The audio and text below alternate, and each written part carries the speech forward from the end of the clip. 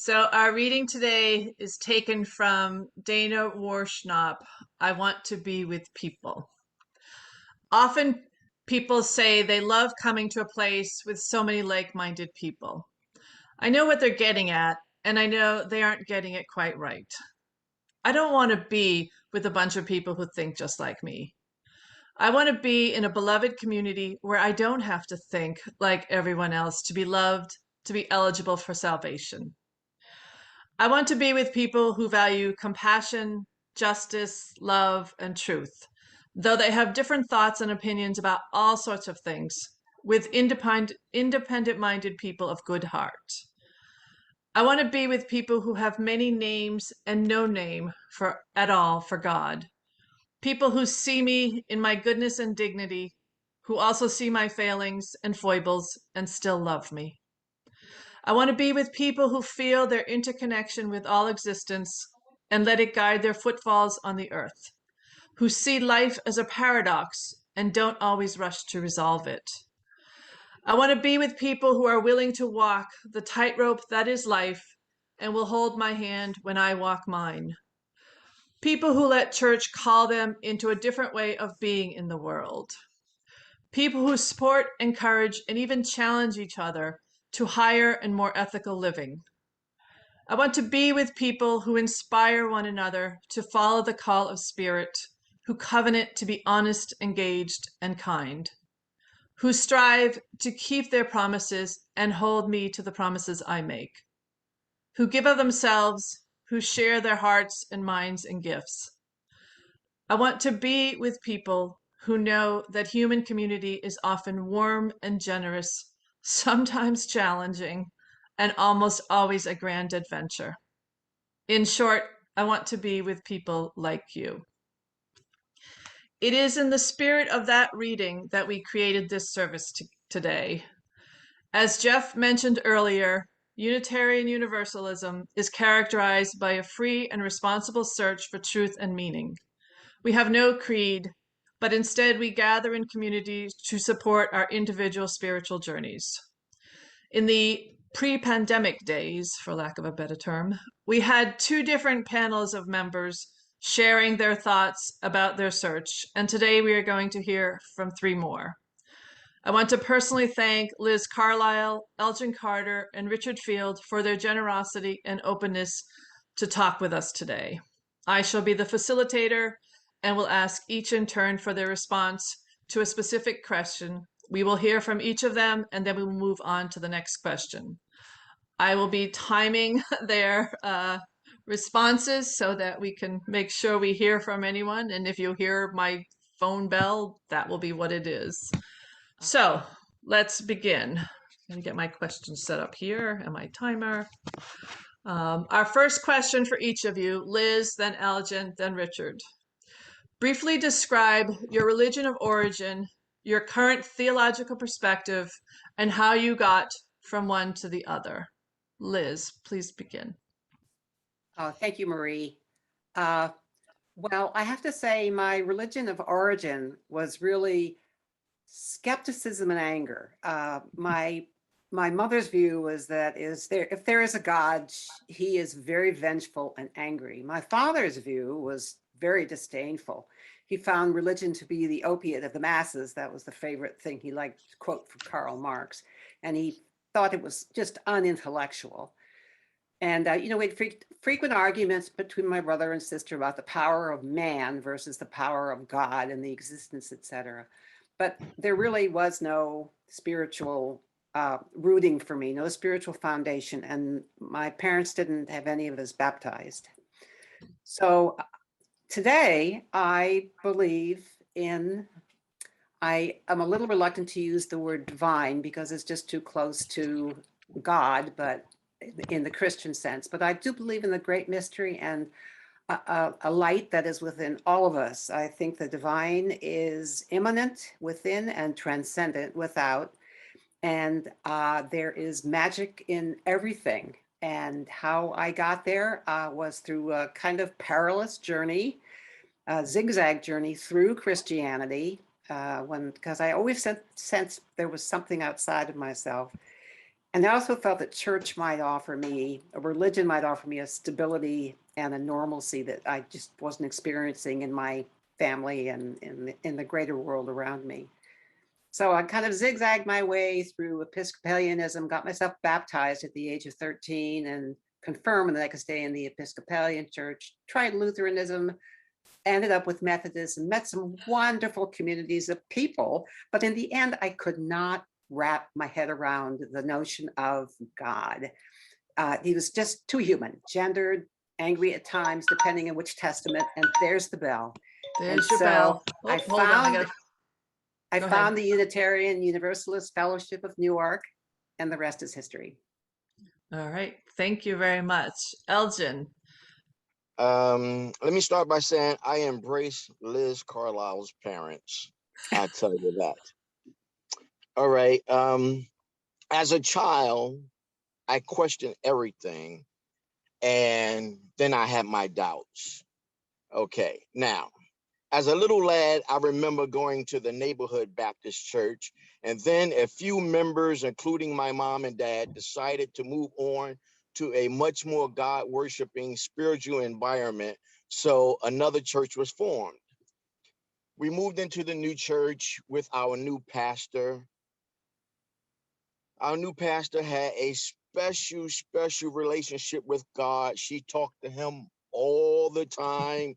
He visited her all the time, and everything he told her, she told us, and we did it, liked it or not. So I want to recite a piece of poetry that I wrote.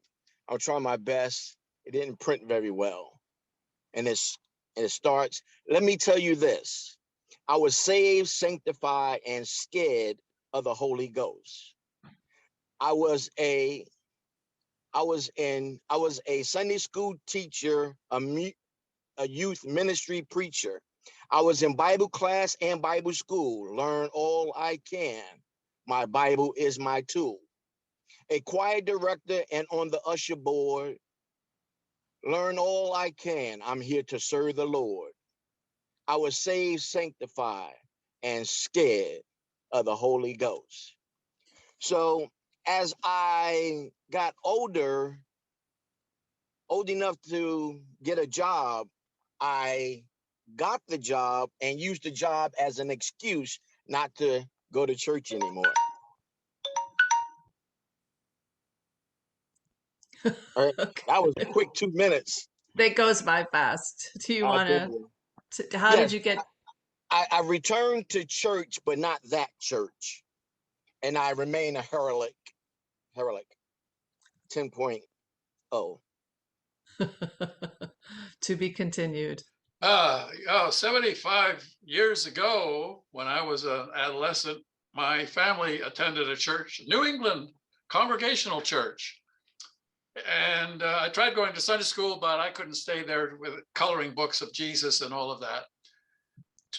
After 2 weeks or so, I was back into the adult service. And I really enjoyed the adult sermons because the preachers talking out of the Old Testament, which struck me as real stories about real people struggling in how to live productive and virtuous lives. That made sense to me. I never became a church goer as an adult. Kind of resisted that.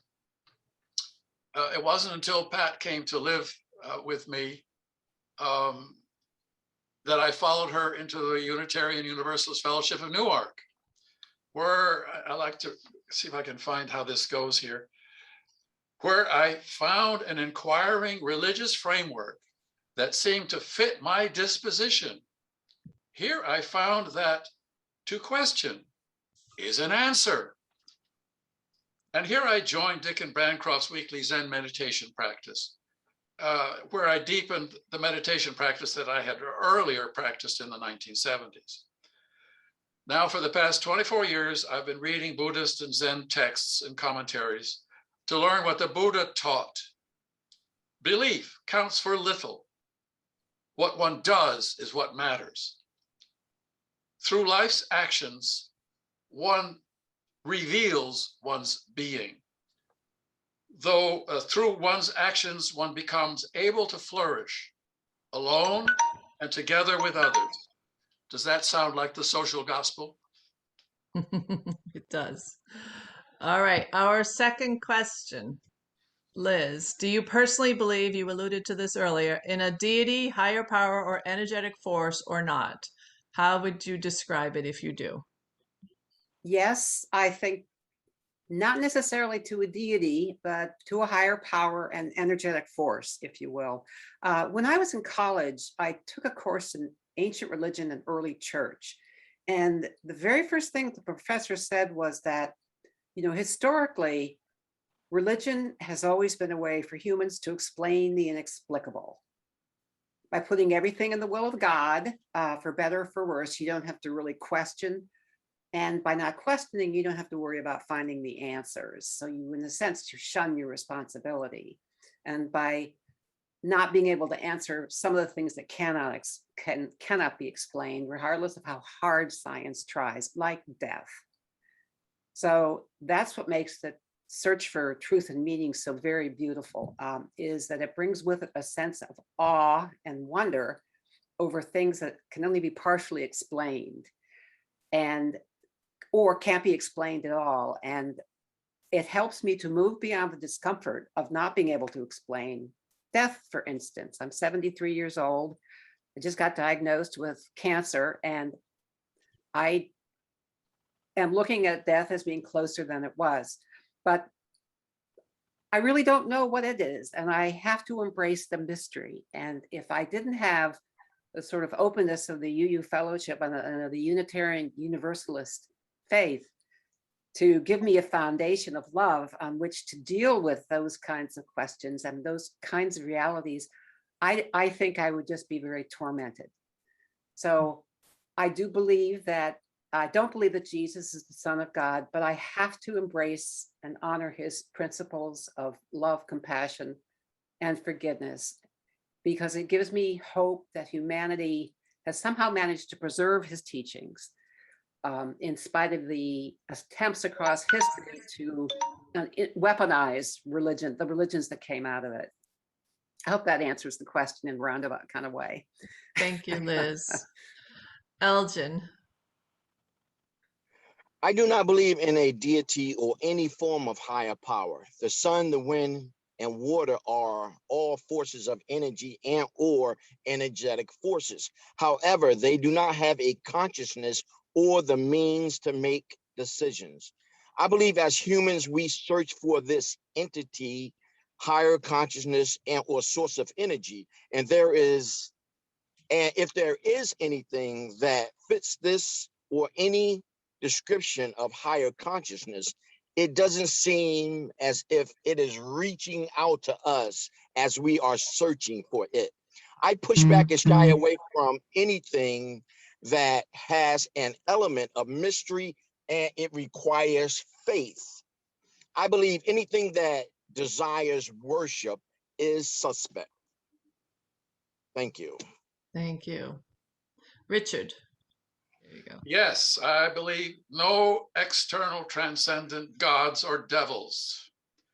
The sense of malevolent and beneficent forces operating outside the self, claimed by some people, seem to me adequately understood as projections of the human psyche, individually and collectively. Bad things happen. World is contingent, confused, and so forth. And people malfunction. That's the way I understand all of that. Regarding the idea of life force, I recently encountered a very interesting suggestion that all living things are characterized by a property which might be called intentionality, which has very increasing and decreasing levels of sophistication, but life wants to project into the future. Life needs to arrange itself so that it can survive.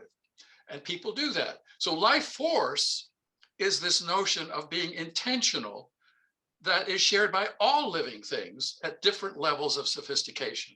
That's the life force that I can accept. Thank you.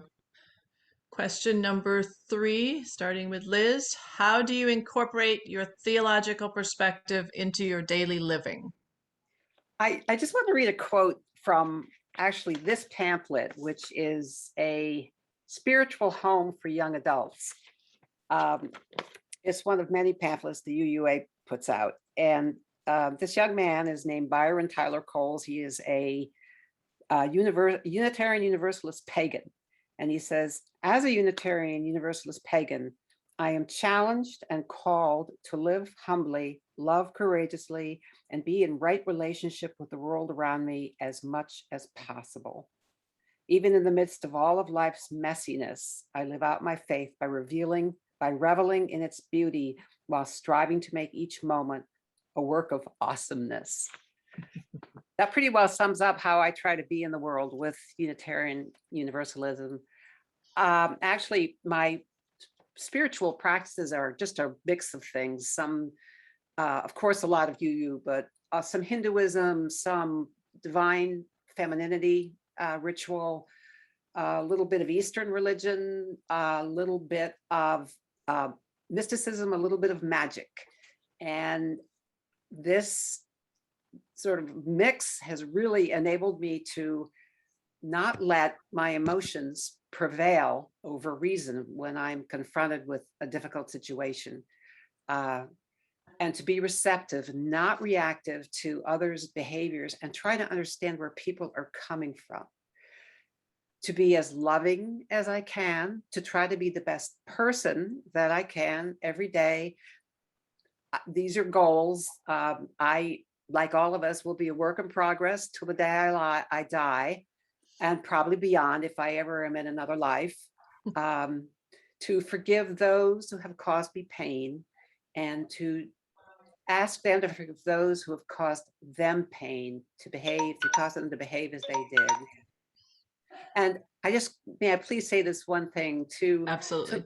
To live by the faith that most people are good. They just don't get as much news coverage as those who commit bad acts. Thank you. Elgin. Yes. I am ever mindful that we are dealing with human behavior, nothing more, nothing less. Our biggest challenge is dealing with our monkey brain, and humans are not conscious of this ongoing challenge of keeping it, the monkey brain, in check so that it will not run amok and put ourselves and others in harm's way. My theology is, if we study human behavior and culture and understood who we are as a species and the influence of the surrounding atmosphere, it would change our human experience. The atmosphere shapes culture, and culture molds our behavior. Understanding why humans do what we do, having the courage and freedom to question everything, refraining from loyalty, worship, and faith creates a better society. Thank you. Richard? Well, let me answer by quoting the Buddha. Just as a farmer irrigates his fields, just as a fletcher fashions an arrow, just as a carpenter shapes a block of wood, so the sage tames the self. And with that, I echo Elgin. In contemporary terms, I might say that the spiritual task is for a person or a community to master one's affective responses to life events in ways that foster the flourishing of the individual and flourishing of the community. At a minimum, this requires taming all selfish and unruly aspects of the self. Achieving such mastery is the life work of growing and developing individuals and a growing and developing community. And I find that the Buddha's teachings are very consistent with contemporary psychological understanding of the affective basis of human behavior. So I find a great complementarity between my interest in psychology and what the Buddha taught. Thank you. So our fourth question is, how do your spiritual beliefs help you understand evil, suffering, and wrongdoing in the world? Liz? That is, I think, the question that bedevils all UUs, if you forgive the expression. The first principle, honoring the dignity of worth and worth of all individuals. I think we all struggle to some extent with separating evil acts from the people who commit them. I don't believe that evil sort of exists as a force in and of itself, or that some people are just inherently evil, because everybody's somebody's baby and they're born into innocence. And what makes them go on to do bad and even horrific things? I mean, history is riddled with the blood shed by just the acts of one individual. But even the people who have gone down in history as monsters started as babies. And I have to echo what Elgin said about everybody comes from a legacy. We all carry a legacy that combines genetics, behavioral learnings, biological inclinations, all of that. And I think that an evil act and an evil person have to be separated. I mean, what led someone like Adolf Hitler to do what he did? And I think it's really critical to understand human nature, human biology, the ability to move people to mob action. And I have to say, my spirituality has really helped me separate out, again, the reaction of horror and anger, and to try to understand where these people are coming from and what made them do what they did, and what can we do to prevent further acts like this. And I always try to look at the bigger picture. And really, it helps me not necessarily to forgive, but what it does is to make me ask, what happened to you that you did this? And to your mother and your father and their ancestors. Thank you, Liz. Thank you. Elgin? Yes. Oh, the question. The question. Awesome question. I like this question. I do not believe in evil. However, if I did, I would want to find it, take it out for dinner and have a drink or two. Get to know evil on an intimate level. I would do this because just maybe evil needs to feel love and compassion. Think about it. If evil felt love and compassion and a sense of value, possibly, just perhaps, evil wouldn't be so evil. In this world, we have people with small minds making big decisions. We have people with emotional scar tissue on their hearts, trying to ease the pain by harming others. We are governing with an antiquated mindset and misguided beliefs. We are sanctimonious, self-righteous, and selfish. We are operating in the negative range of what we are humanly capable of doing. This is why I believe we have suffering and wrongdoing. Thank you. And Richard?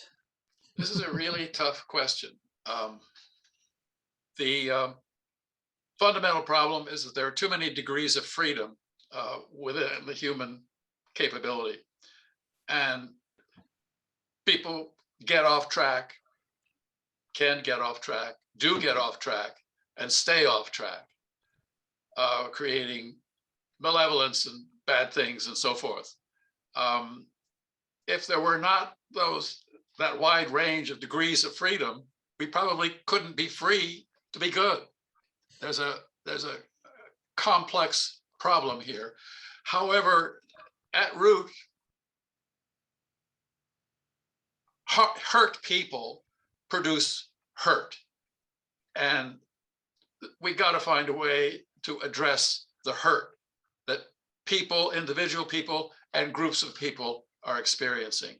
And that's going to be a challenge forever. There's no magic solution to it. Thank you. Our final question is, how does Unitarian Universalism in general and the UUFN specifically support you in your religious journey? Liz? I probably could spend more time talking about this than anything, because the UU community has taught me about love.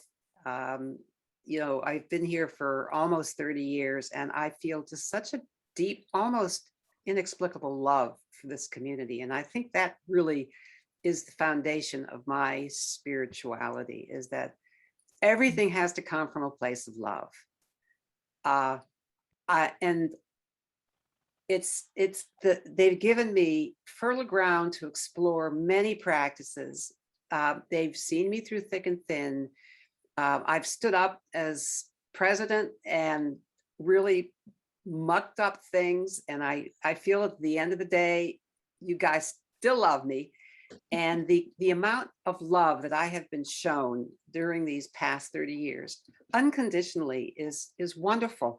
And this is my family. This is the family I always wanted, warts and all. Not everybody is always on their best behavior, but you know, that's because you were having a bad day or coming from a bad place, and I love them. So I have to say that it's just been, it's made just a huge impact on my life. It was like, you know, joining this fellowship has been life-changing for me. Not always pleasant, but been life-changing, always meaningful. And I think my greatest spirituality actually comes from that loving connection that I just feel within me and without me as I move through the world.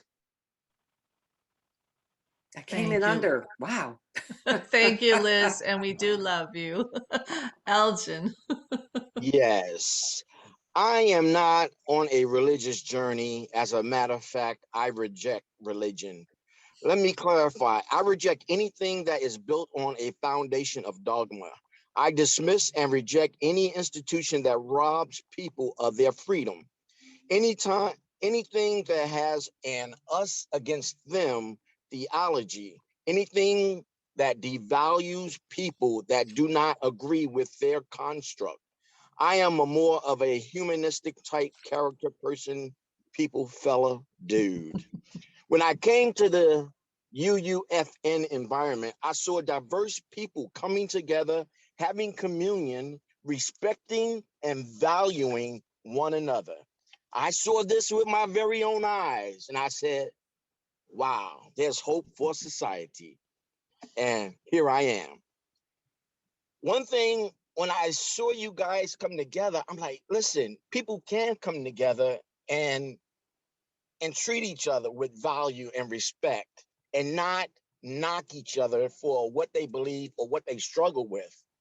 This is something I believed for a very long time, but I never witnessed it or was in that environment where everyone's view was out in the open to share, and there was mutual respect. That meant a lot to me. And here I am now with all you buckaroos trying to share love and be a community. And that was a big thing in my life. Thank you. Thank you. Richard. As social creatures in community, we learn from one another. And we communicate through affect contagion with one another, emotional influence on one another. So that I understand human intelligence as a communal property, really. It's something that is not really individual. And it's in the UUFN that I found this diversity of experience to be very invigorating and supporting of the individual aspects and emotional aspects of my growing for the past 30 more years that I've been engaged here. The UUFN has provided an ongoing sympathetic and material support for our Zen meditation group through most of the time that I've been here. And that also is a very tangible benefit. So I've been able to pursue the meditative experience within the context of Unitarian Universalism, which I have found very fruitful combination. And so I appreciate this opportunity over these past 35 years or however many it is. Thank you. Thank you. And thank you to all of you for sharing your words and your generosity of spirit. So I want to truly thank each and every one of you for giving us some serious food for thought. And for our closing words today, I have a reading from James Wickham. May our faith sustain us, our hope inspire us, and our love surround us as we go our separate ways, knowing that we will gather again in this beloved community. Amen.